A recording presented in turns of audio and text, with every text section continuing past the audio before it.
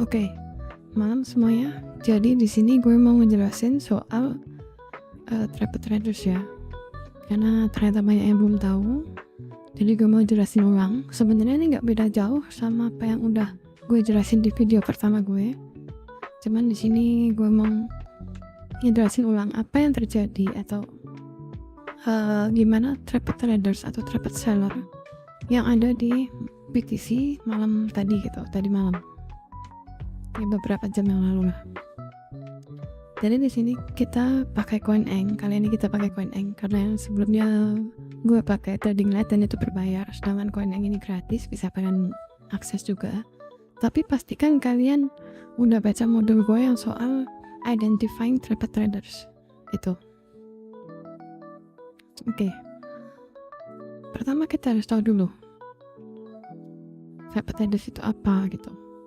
Jadi trapper traders itu adalah orang-orang yang nge-short atau nge-long di pucuk gitu. Misalnya nih kasusnya nih berarti nge-short di sini. Dan itu tergambar dari delta. Ini ya, indikatornya pakai yang ini ya. Tergambar dari sini. Indikator ini menggambarkan bahwa banyak yang nge-short secara market. Ingat, market. Jadi aktif partisipan aktif. Karena indikator ini menggambarkan partisipan aktif, sedangkan harga malah naik. Berarti pasif partisipan atau limit order itu banyak yang beli di area sini gitu. Dan itu membuat harga naik. Jadi orang-orang yang nge-short di sini terjebak. Oke, sampai situ dulu paham ya. Nah, cara melihat trapper traders itu dari mana? Oke, kalau trapper seller berarti candlenya hijau. Candlenya hijau, lalu delta merah. POC ini, yang garis-garis putih ini, itu ada di luar body candle. Oke, di sini di video kali ini gue nggak bahas banyak soal footprintnya. Gue cuma bahas soal trapper traders saja. Video soal footprint itu akan gue bahas di lain waktu, oke? Nah, kita ke chartnya sekarang. Oke, ingat, gue selalu gabungkan dengan key levels ya. Jadi di sini ada previous monthly low di sini. Nah, akhirnya ke trap di sini, dan kalau misalnya kita punya conviction lain, kita bisa ngelong di sini. Akhirnya hasil harga naik gitu. Nah, pertanyaan berikutnya, apakah ini week ini bisa nahan harga? Nah, ya sebenarnya nggak ada yang tahu, cuman kita bisa lihat dari yang namanya origin move. Oke. Sebenarnya gue belum pernah bikin modulnya soal origin move, tapi gue jelasin singkat aja. Origin move itu adalah pertama kali, bukan pertama kali sih, ibaratnya kayak ini kan trapper ya. Nah, deltanya merah. Nah, pertama kali candle-nya hijau, deltanya hijau, dan OI-nya, open interest-nya juga hijau gitu.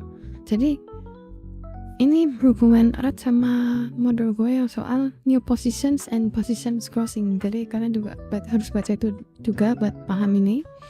Jadi di sini di candle yang hijau ini dengan delta hijau dan OI hijau itu menggambarkan banyak long masuk di sini, buyer di sini di candle yang hijau ini. Nah, jadi kita bisa lihat nih, idealnya orang yang beli di sini itu mempertahankan posisi mereka gitu. Jadi ya ketika turun mereka beli lagi, ketika turun mereka beli lagi gitu. Tapi ya nggak tahu kalau nanti akhirnya ke sini gimana. Ya namanya kita trading kan kita pakai analisis kan.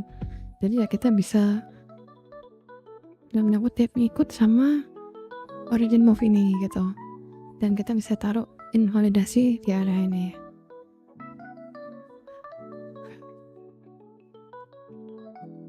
Nah, kalau dari chartnya ini sebenarnya origin love-nya kan di sini. Nah, ini udah tertembus ke bawah, tapi apakah ini bakal tersentuh, ya kita nggak tahu juga gitu. Dan apakah mereka akan defend atau mempertahankan posisi mereka, kita juga nggak tahu. Dalam artian kita juga bisa melihat juga kapan mereka cross posisi atau mereka masuk lagi. Ya lihat dari flow-nya, lihat dari ini open interest-nya lagi. Kalian bisa cek lagi di CoinEng kapan ada position yang ya new position situ. Dalam artian candle hijau, delta hijau, OI hijau. Nah, itu berarti bukan short closing, tapi memang ada buyer masuk di situ gitu. Oke, sampai sini paham ya? Lalu tadi ada pertanyaan dari Kak Skitter ya. Soal ini.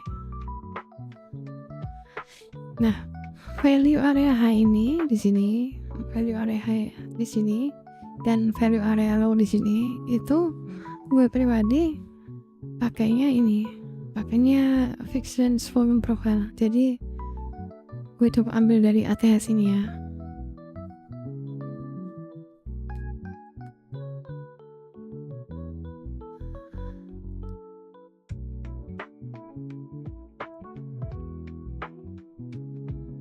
Oke, gue coba ambil dari ATH ini. Jadi ketika harga sudah sampai ke value area low sini, udah reclaim di atas value area low, kita bisa bid buat naik gitu. Nah, masalahnya yang jadi masalah adalah di sini ada rejection. Kita bisa lihat ada rejection di sini. Atau kita ke candle 1 jam. Nah, nih ada rejection di sini. Seandainya ini candle dia bisa kayak gini, ya. Nah, hopefully bisa kayak gini. Masalahnya ini dia belum diklaim ini secara benar gitu, malah ada deviasi di sini dan akhirnya ya mungkin ke sini, nggak tahu juga gitu. Oke. Sorry, kapan-kapan kita live ya, tapi nggak hari ini karena kayaknya kalian udah kebanyakan live. Jadi ya udah, semoga kalian bisa cuan-cuan bareng Kak Kwan dan Kak Suli. Oke. Thank you semua ya.